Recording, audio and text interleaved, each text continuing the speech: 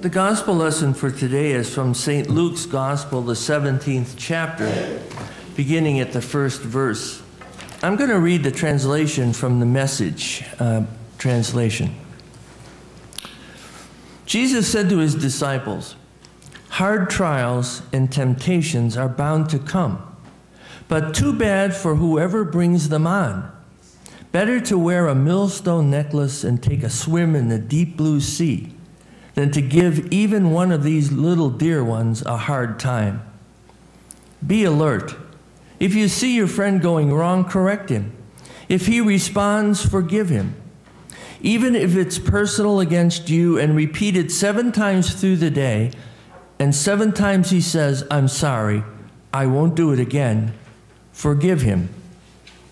The apostles came up and said to the master, "Give us more faith." But the master said, "You don't need more faith. There is no more or less in faith.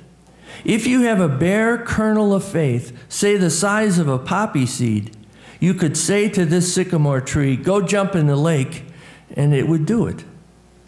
Suppose one of you has a servant who comes in from plowing the field or tending the sheep.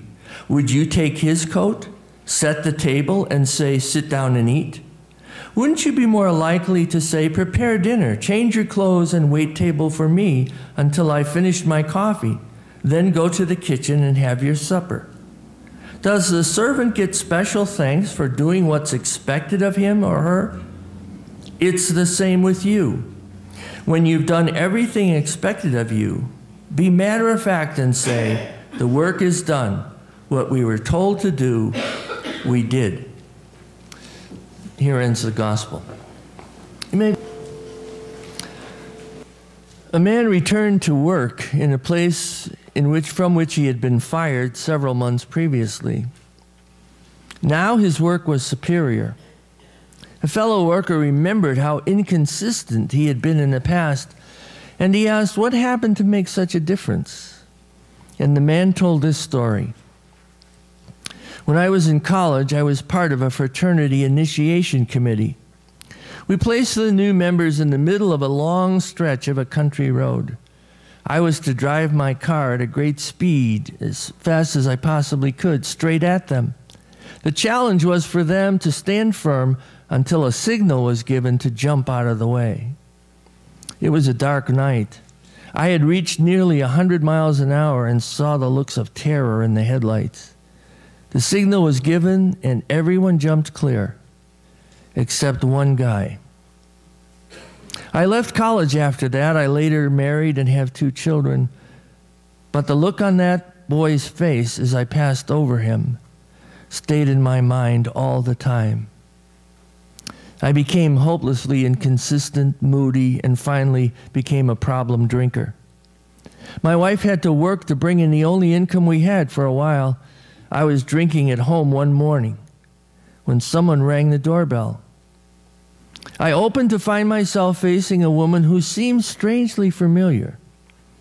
She sat down in our living room and told me she was the mother of the student I had killed years before. She said that she had hated me and spent agonizing nights rehearsing ways to get revenge. I then listened as she told me of the love and forgiveness that had come when she gave her heart to Christ.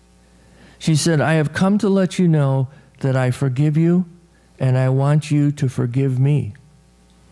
I looked into her eyes that morning and I saw deep in her eyes the permission to be the kind of man I might have been had I never killed that boy. That forgiveness changed my whole life.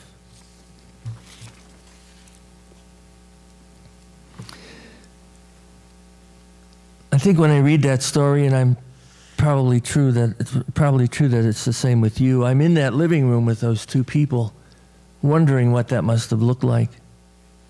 And what was the look on that woman's face as she talked to this man?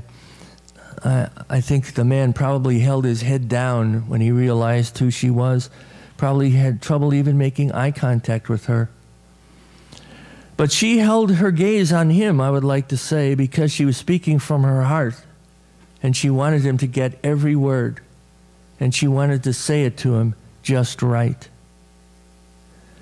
You know, in times in your life when someone has looked at you in that certain way and that look has changed your life, it's been important to you. Sometimes it's the look someone gives you when they say, I love you. Sometimes it's the look someone gives you when they tell you something very important about their life that they want you to know. And sometimes it's the look they give when they are listening, when you are saying important things to them. And that look has great power. It has power to explain love, and it has power to give hope. It has power in ways that words perhaps sometimes never have. And whenever I think of the stories of Jesus when he was talking to his disciples, I imagine they saw that look on his face. That look that held so much more than words could probably ever say. And I wish that we somehow had at least a glimpse of that look from him. I'm often taken by the pictures of Jesus and various paintings. You all remember from Sunday school what Jesus looked like. Of course, he didn't look like that. We don't even know what he looked like. But we know he must have had a look that changed people. A look that gave them permission to be the person God made them to be, which is why he came to earth and why his life is remembered after so many years. And he gives you and me that permission too. No matter what anyone else has told you, you and I get that permission from Jesus to be the person we were meant to be. And I know personally from talking to some of you and from all my years in ministry, I know that many of us didn't get that permission. We didn't get a permission from parents who supposedly loved us, and they did love us. But somehow there was always an expectation that we needed to be more than we were. There was an expectation that somehow we weren't making it. There's stories that I could tell you about people who, would come home with 4 A's and a B, and the parents would say, what about the B? What happened? And in various forms, those kinds of things were said to people. I met a doctor one time who was a very successful physician, and her sadness was that she'd never found someone to be her partner in life, to marry her, to be someone that she could love and have children with. And she said, but, I'm really not surprised. My mother and father always told me how ugly I am. Imagine that. And I remember the kids at the school, the girls at the school, who I believed probably had very few messages from their parents that they were beautiful. You're a beautiful kid. You look so good.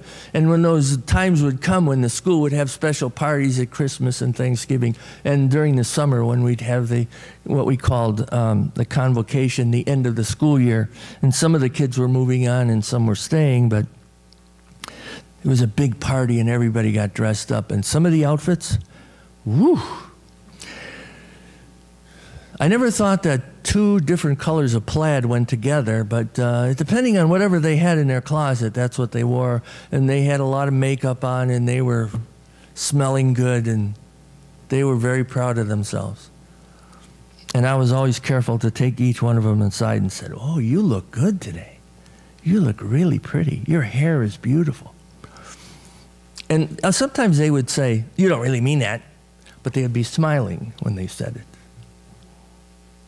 Because they never heard things like that. They never heard affirmation. They were never given permission to be who they were. And sometimes we hear kind of sappy words.